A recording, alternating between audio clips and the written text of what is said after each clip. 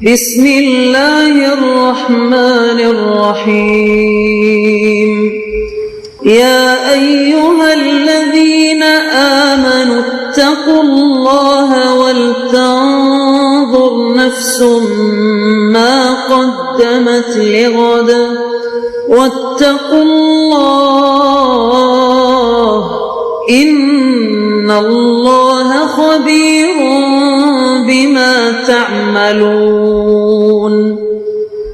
اے ایمان والو، اللہ سے ڈرتے رہو اور ہر شخص کو دیکھنا چاہیے کہ اس نے کل یعنی آخرت کے لیے کیا سامان بھیجا ہے، اور ہم پھر کہتے ہیں کہ اللہ سے ڈرتے رہو، بے شک اللہ تمہارے سب اعمال سے خبردار ہے۔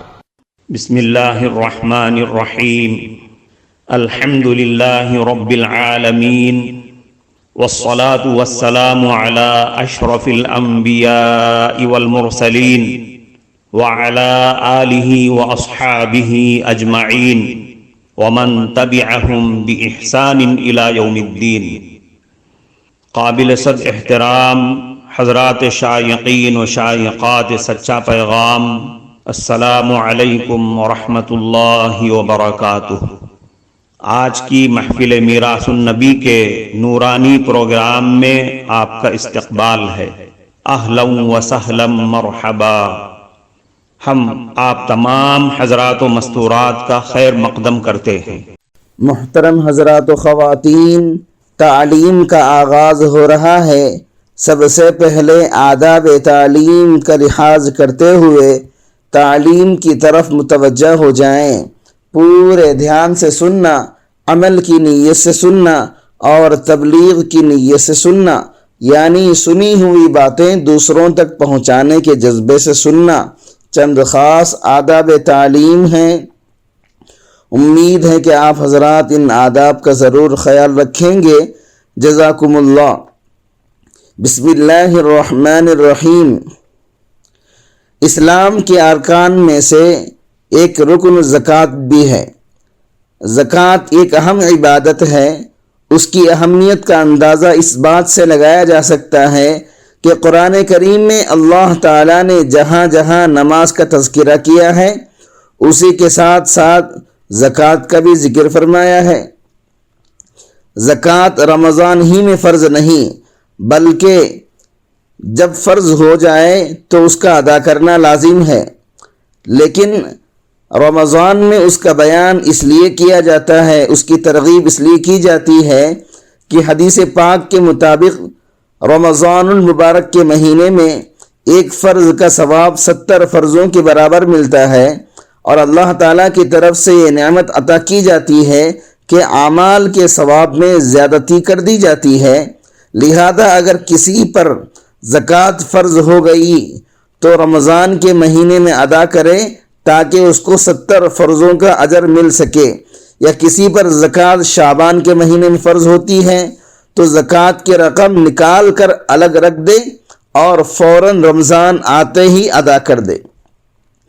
اگر کسی کی زکوٰۃ سال گزرنے کے اعتبار سے فرض ہوتی ہو، اس کو چاہیے کہ 1 ماہ قبل رمضان میں ادا کر دے۔ علاوہ ازیں رمضان عبادت و تلاوت، روزوں اور نمازوں کی ادائیگی کا مہینہ ہے۔ اگر غریب کو آپ کی زکوٰۃ پہنچ گئی تو وہ بھی اپنی محنت مزدوری کم کر کے زکوٰۃ کی رقم کے سہارے ماہ رمضان کی مبارک ساعتوں سے لطف اندوز ہو سکتا ہے، اور کچھ عبادات کے ذریعے نیکیاں کمانا چاہے تو کما سکتا ہے، ورنہ ہر مہینے کی طرح اس ماہ میں بھی وہ محنت مزدوری کرے گا اور پریشانی اٹھائے گا اور رات کو تھک ہار کر سو جائے گا، تو یہ آدمی دولت اور ثروت والے مسلمانوں کے لیے باعث عار ہوگا، باعث شرم ہوگا۔ آپ جانتے ہیں کہ صدقہ فطر عید الفطر کے دن ادا کیا جاتا ہے۔ اس کے وجوب کی وجوہات میں یہی لکھا ہے کہ روزے دار کے روزے میں جو کمیاں اور خامیاں رہ جاتی ہیں ان کو صدقہ فطر پاک کر دیتا ہے، اور چھوٹی چھوٹی لغزش معاف کر دی جاتی ہے، اور یہ کہ مسکینوں اور غریبوں کے لیے عید کے دن خوشیاں منانے میں شریک ہو سکتے ہیں اور وہ بھی دوسرے مسلمانوں کے دوش بدوش عید کی خوشیاں منانے میں شرکت کر سکتے ہیں۔ یہی مسلمانوں کی اجتماعی زندگی کا دار و مدار ہے۔ حضور صلی اللہ علیہ وسلم کا ارشاد ہے کہ اسلام کا خیمہ 5 ستونوں پر قائم ہے: کلمہ، نماز، روزہ، زکوٰۃ اور حج۔ ان میں سے ایک ستون بھی اگر قائم نہ ہو سکا تو خیمہ اتنا ہی کمزور اور جھکا ہوا ہوگا، اور ایمان اور اسلام بھی اس درجے میں کمزور ہوگا۔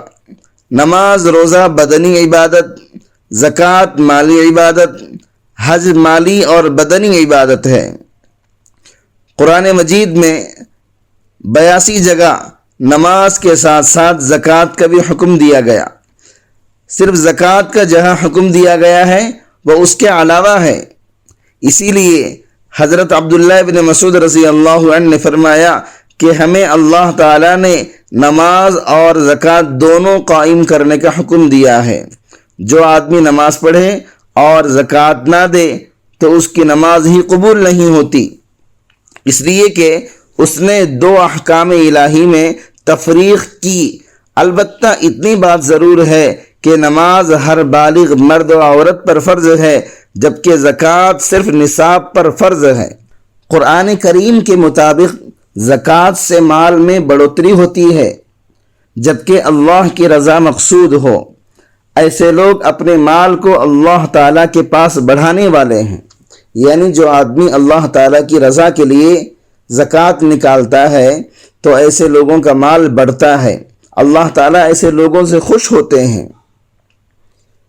قرآن کریم میں ارشاد فرمایا گیا کہ جو لوگ مال جمع کرتے ہیں اور مال کو خرچ نہیں کرتے ان کے لیے دردناک عذاب کی خبر سنا دیجیے۔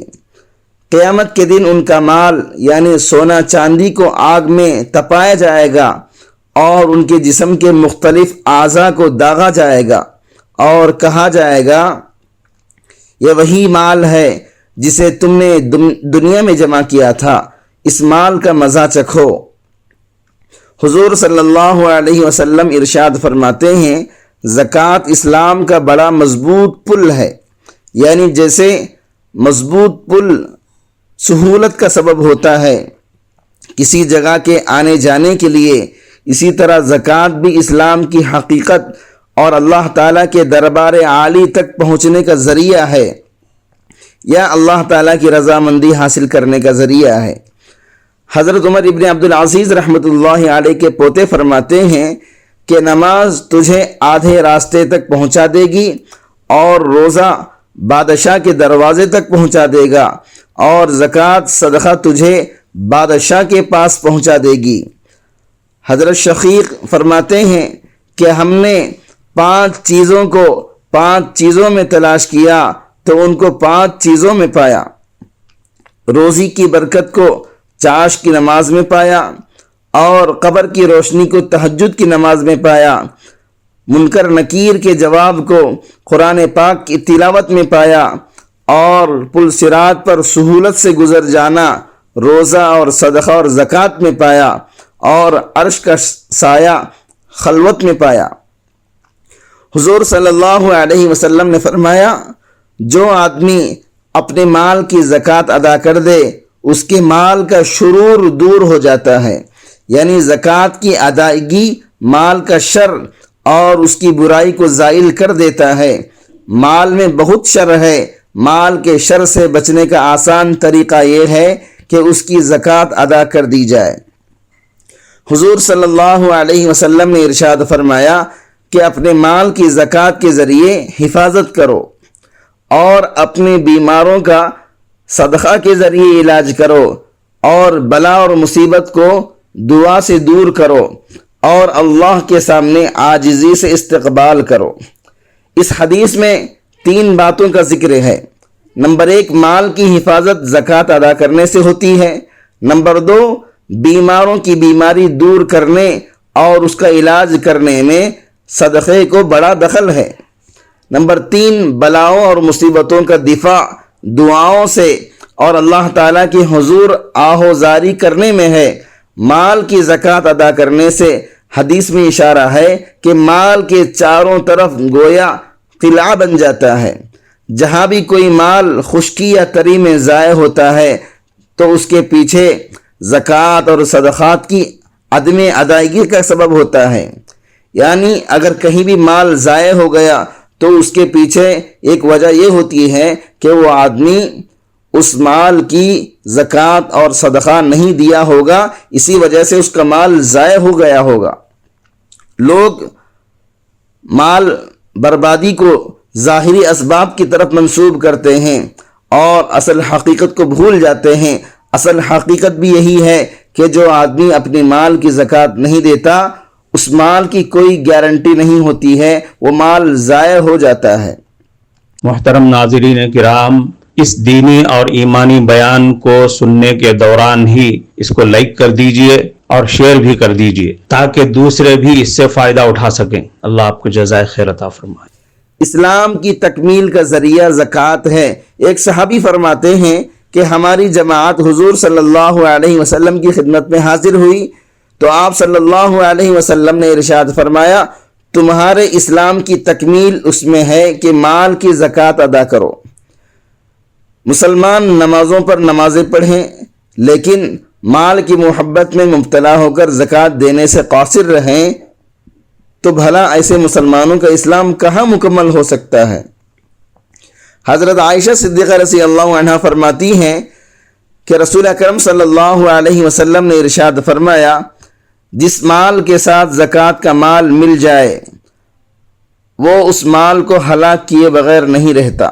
یعنی جس مال پر زکوٰۃ واجب ہو گئی ہو اور اس میں سے زکوٰۃ نہ دی گئی ہو تو سارا مال زکوٰۃ کے ساتھ مل جاتا ہے اور یہ مال سارے مال کی ہلاکت کا سبب بن جاتا ہے.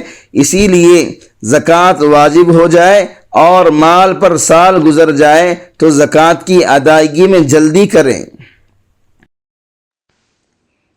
معزز شائقین و شائقات سچا پیغام، آپ کو اندازہ لگ گیا ہوگا کہ یہ مضمون کتنا اہم ہے اور کس قدر فائدہ مند ہے. کم سے کم درجے میں سوشل میڈیا کے ذریعے سے بھی ہم اس کو زیادہ سے زیادہ شیئر کریں گے تو دعوت کے فریضے کی کوششوں میں ہم بھی اپنا کچھ حصہ ڈالنے والے بن سکتے ہیں.